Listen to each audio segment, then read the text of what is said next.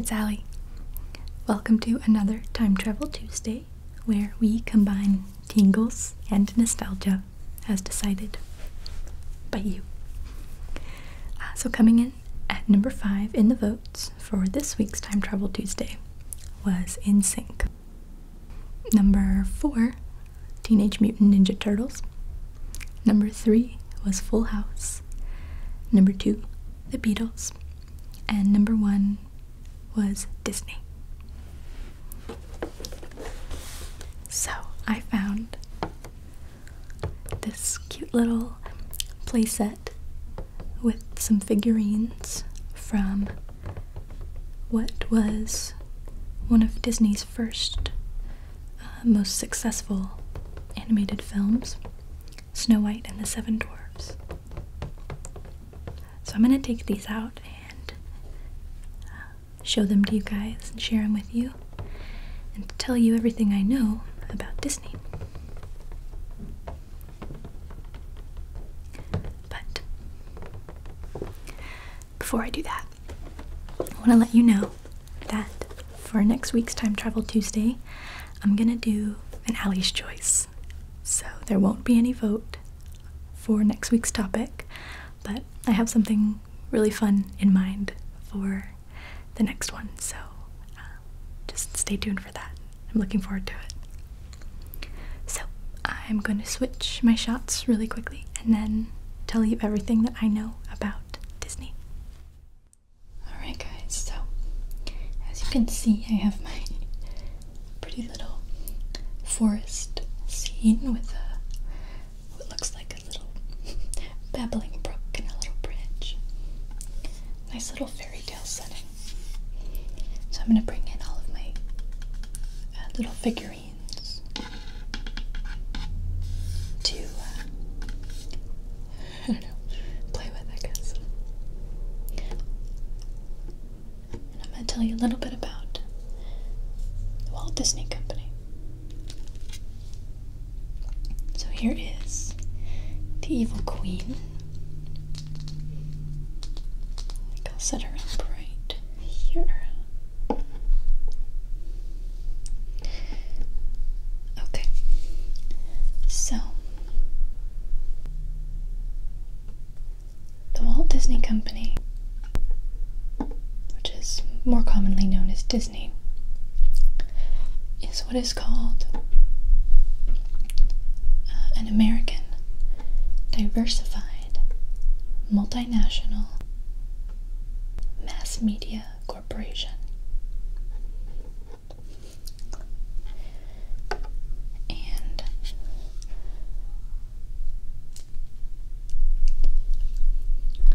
it was founded on October 16th, 1923 by Walt and Roy Disney, who are brothers. And it was originally known as the Disney Brothers Cartoon Studio.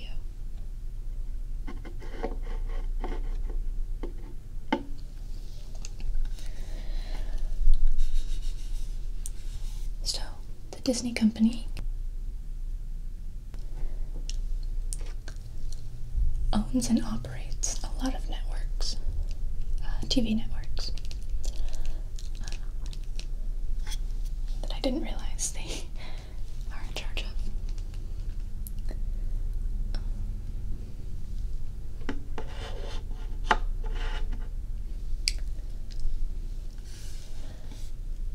They own and operate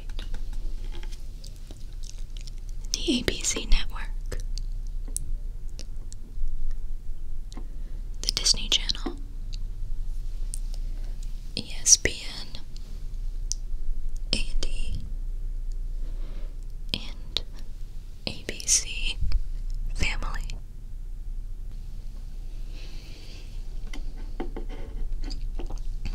And in terms of revenue, Disney is the largest media conglomerate in the entire world.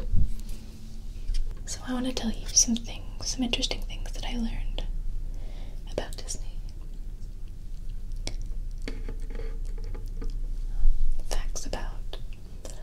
company and some of the films, but also just about the man, Walt Disney. He's an interesting guy.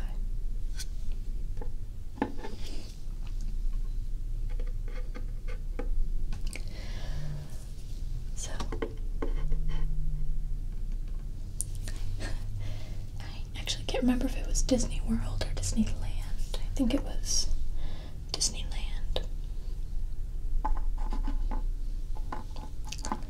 But there's a really neat little story of this couple who are now married. Their names are Alex and Donna.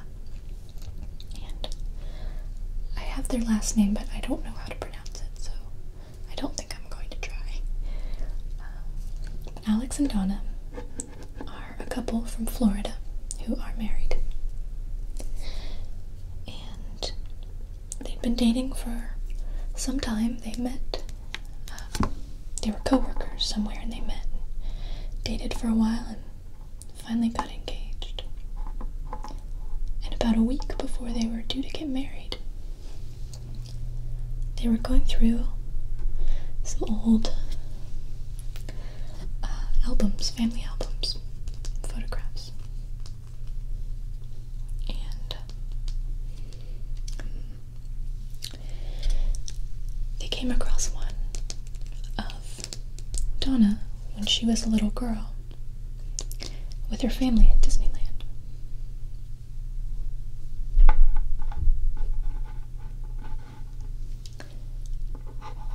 And in the background of the photo, just behind Donna and her family, there's a man pushing a stroller with a little boy who's about 3 years old in the stroller.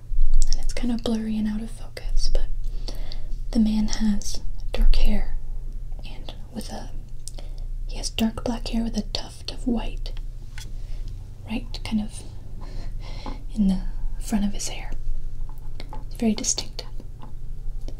And he's pushing a stroller with a little boy.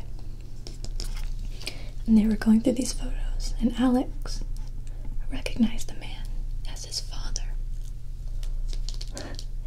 and the little boy as himself. And they realized that years and years and years ago, as very small children, they had been at Disneyland at the same time. They had crossed paths before ever even knowing each other, never knowing that they were destined to be together. I think that's a really cute little Disney story.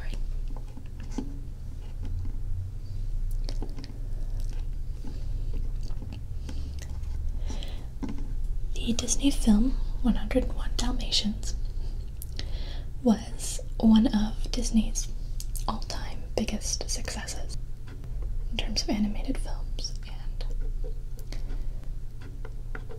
actually I believe it was the second most successful animated Disney film ever.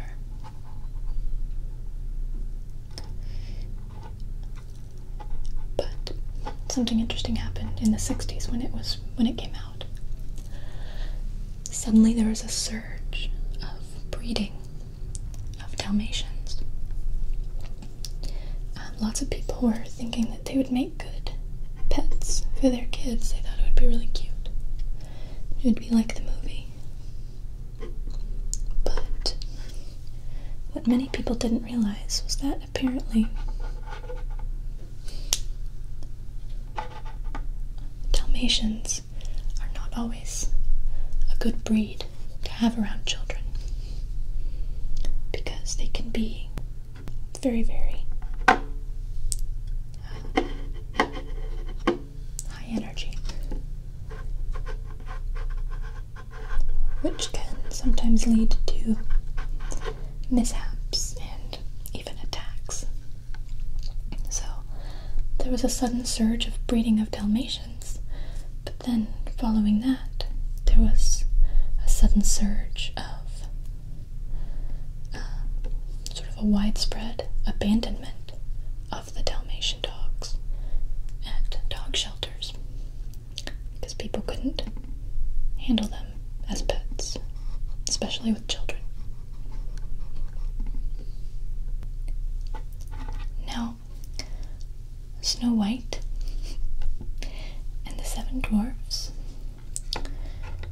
was a very important film for Disney.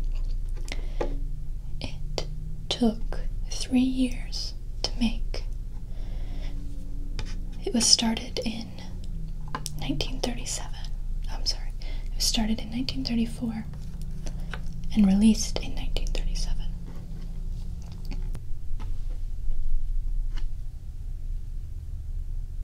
And what was so unique about it was that it was to be the first full-length cel-animated feature in motion picture history. And Walt Disney was criticized and even teased for wanting to take it on. His wife and brother actually tried to convince him not to do it.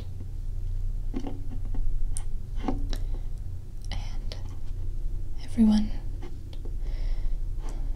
thought he was making a huge mistake. He even had to mortgage his house to help finance the production. And it was, before it came out, it was sort of jokingly known as Disney's folly.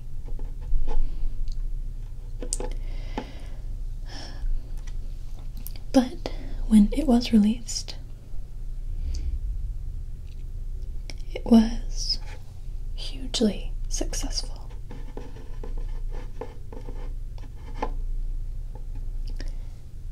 And it even won Disney an award.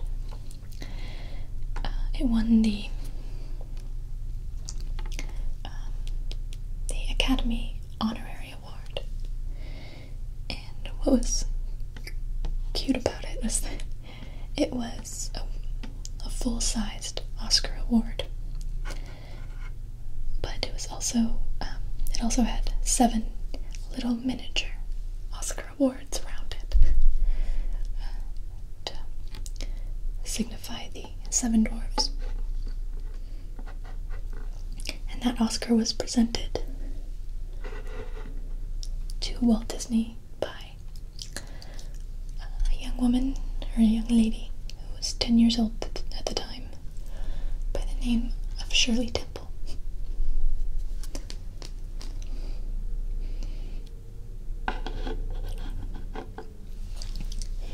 So, from the profits of Snow White, Disney used a lot of those profits. He was able to finance what is known as the Walt Disney Studios in Burbank, California, which cost $4.5 million.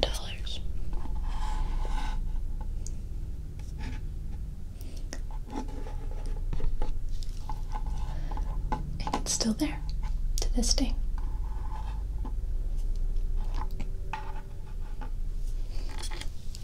It's hard for me to see how this little setup looks because I'm just looking over it. I can't see what you're seeing.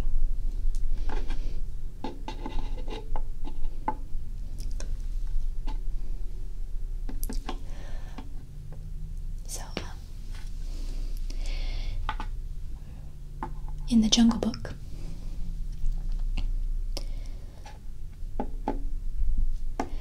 there are 4 vultures in that movie, and they bear a certain resemblance to the members of the Beatles. And that was intentional.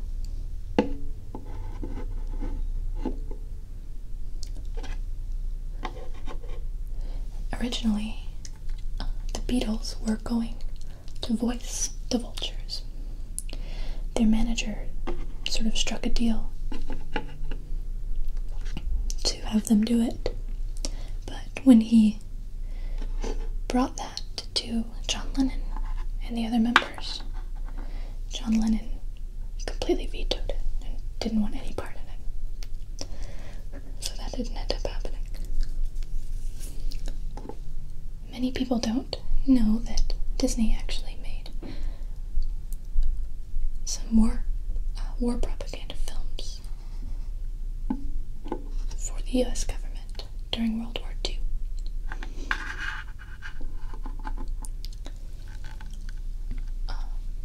He made a total of about roughly 68 full hours of film.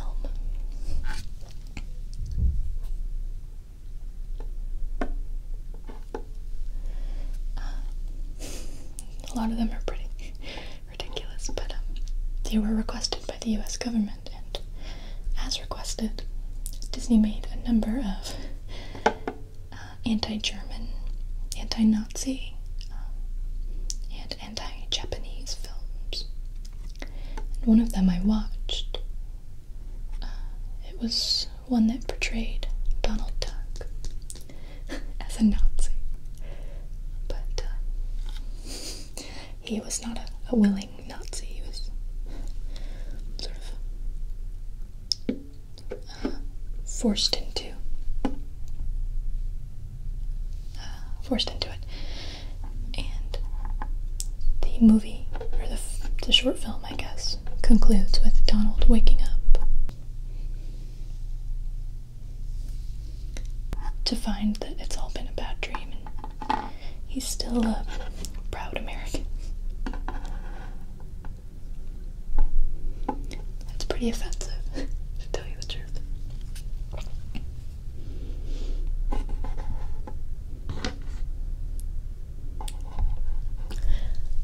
Another one shows Donald destroying an entire Japanese airbase single-handedly.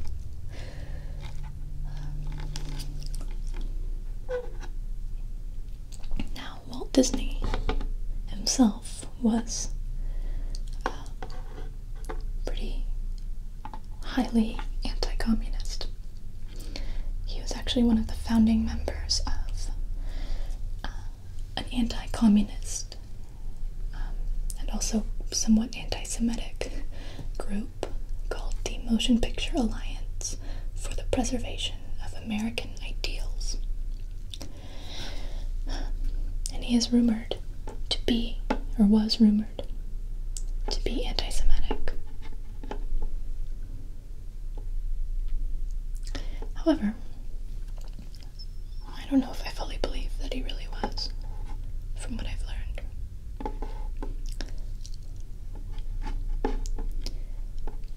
But in 1938, there was a woman by the name of, I'm going to try and say this right, I think it's Leni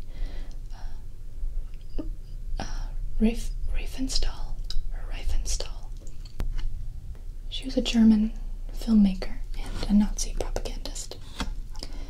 And she came to Hollywood to promote a propaganda film called Olympia. And Walt Disney himself welcomed her to Hollywood, which did not look good for him. But he later on said that I think he regretted that. He said he didn't know exactly who she was when he did that.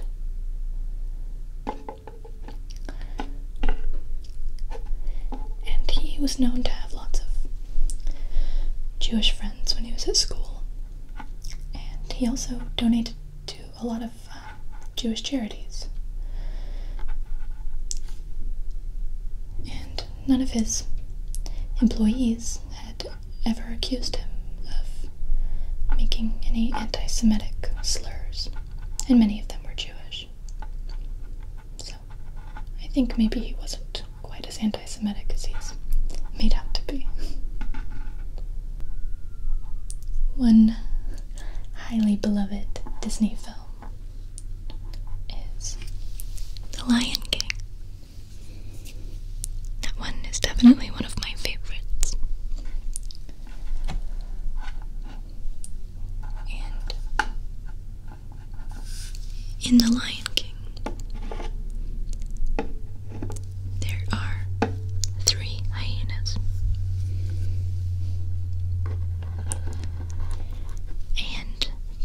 hyenas are portrayed as evil and kind of stupid. They're working for the evil lion Scar.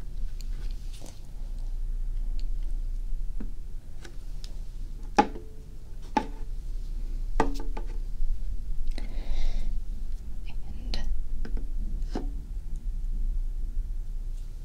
when The Lion King came out, there was a group of researchers who were very focused on hyena preservation. They were sort of in talks with Disney to make sure that hyenas didn't get portrayed too negatively, because they felt that it would interfere with their efforts, could compromise their efforts to preserve the hyena populations and their lives. Disney said they would do their best. However, when the film came out, the researchers were not happy with how the hyenas were portrayed.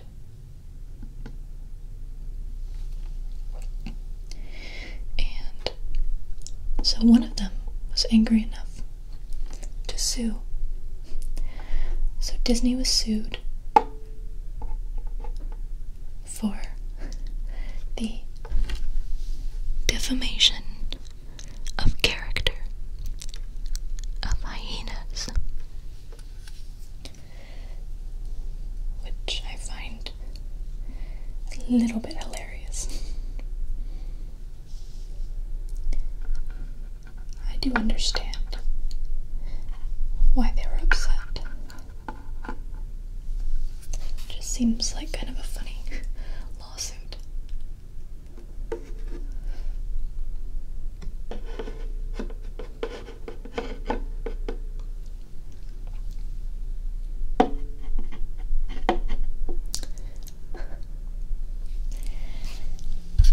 There's a really interesting rumor that has floated around that is, I think, kind of partially true, not fully true.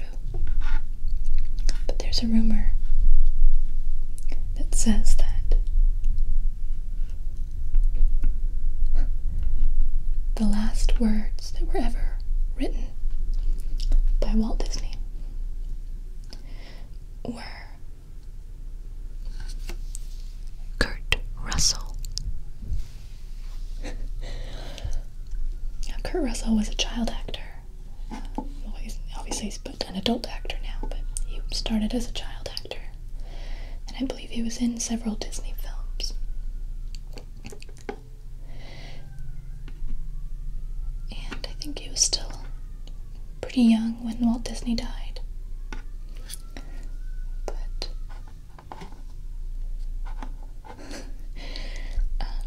the rumor has been sort of debunked halfway. Now, it is true that a slip of paper was found on Walt Disney's desk that read, Kurt Russell.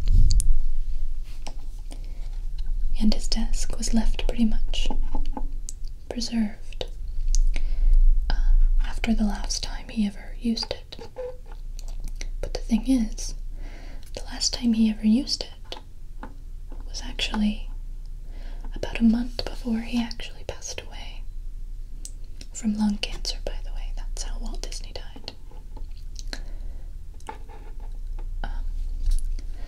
But yeah, about a month passed after he went to his office for the first time. For the last time. And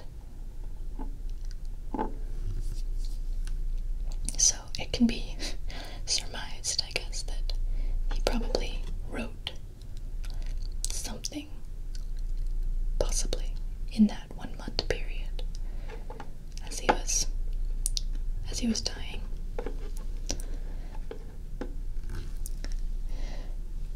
We can't know for sure, but safe to assume. But it is true that he did write Kurt Russell's name on a paper without any real context. And Kurt Russell was brought in there into the office and shown the piece of paper after Walt Disney died. He's confirmed it.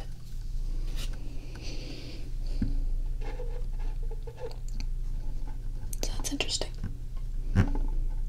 Presumably, Walt Disney probably just was thinking about him for another role in another film, but we'll never know the truth.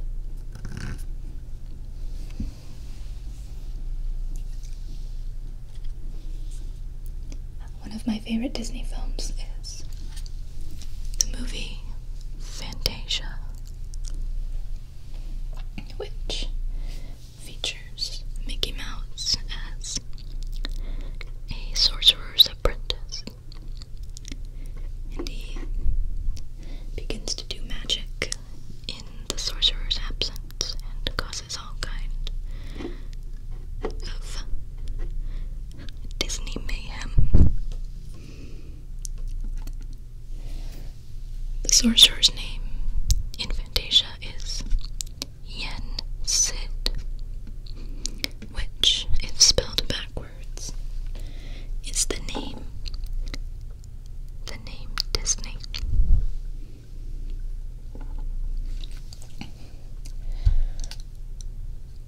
So that's a fun little Easter egg. Now, I don't know about you guys, but I've never met anyone named Disney in my life. Walt Disney was the only one I really knew of.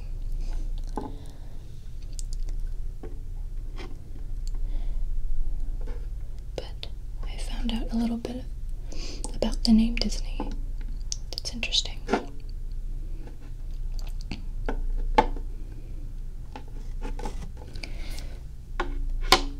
Disney, as we know it, is the Americanized, or I should say anglicized version of the original name, which was French. And it was spelled lowercase d dash, or I guess apostrophe, uppercase I, S, I, G, N, Y, which I believe is pronounced Disney or something similar.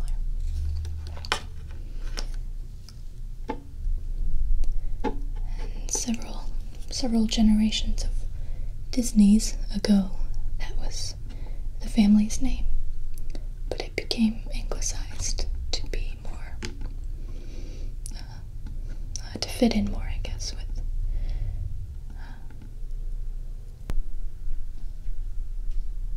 American English culture. So that's how we got Disney.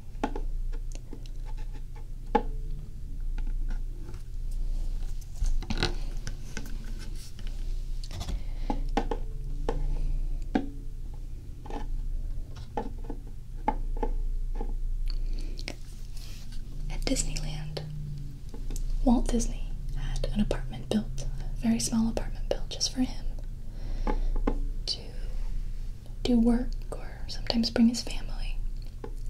And it was located, or it is still located, in Disneyland, right above the Main Street fire station. And it's very private and very secluded, but he would often go there just to sort of work and oversee his creation.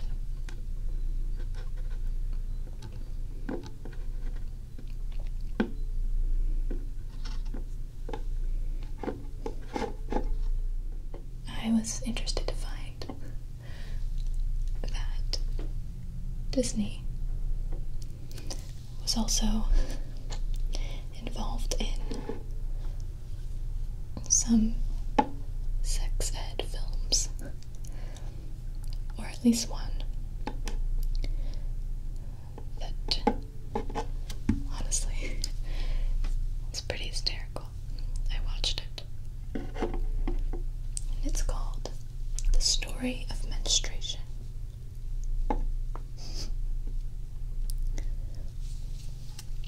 Very interesting.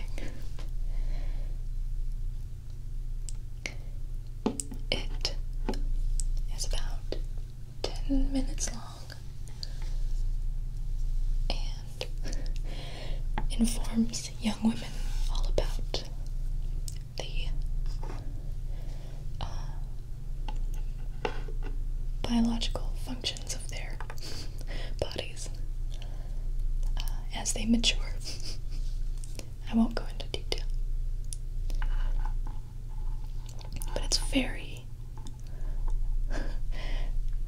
old-fashioned compared to what we're used to today.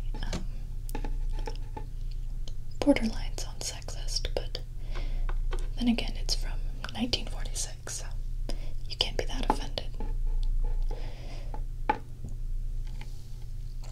And, yeah, if you've never seen it, I actually recommend it if you're looking for a laugh. But it is not inaccurate, just a little old-fashioned.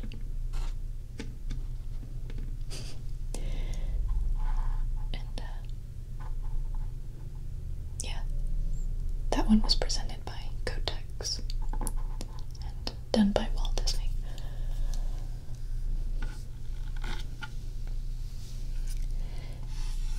My final piece of interesting trivia is something that I find really kind of cute and amusing. The world-famous Walt Disney signature. It's really curly and ornate. It's actually not Walt Disney's real signature. Walt Disney's real signature is much more plain and ordinary. The signature that we're familiar with is just a stylized version of his real one.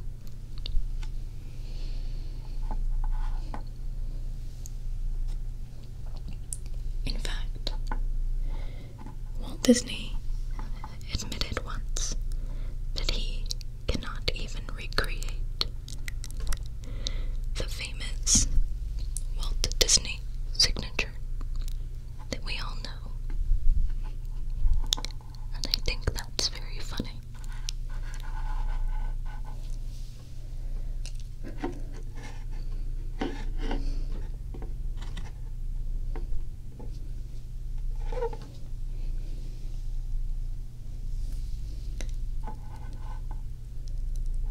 Well, guys,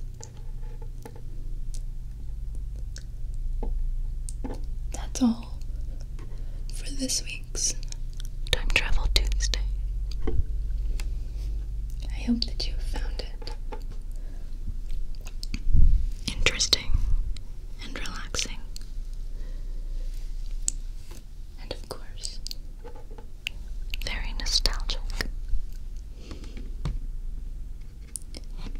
Don't forget that this week there is no vote for the next Time Travel Tuesday, as it will be Allie's choice, and I'll be surprising you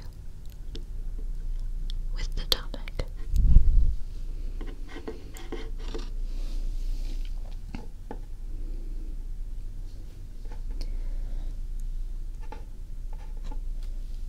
I'll be seeing you guys again very soon.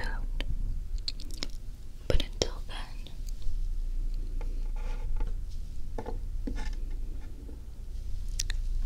sweet dreams, time travelers.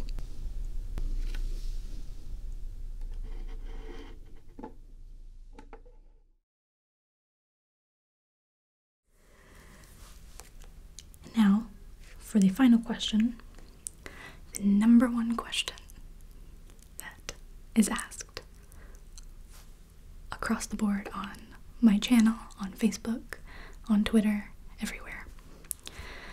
Where is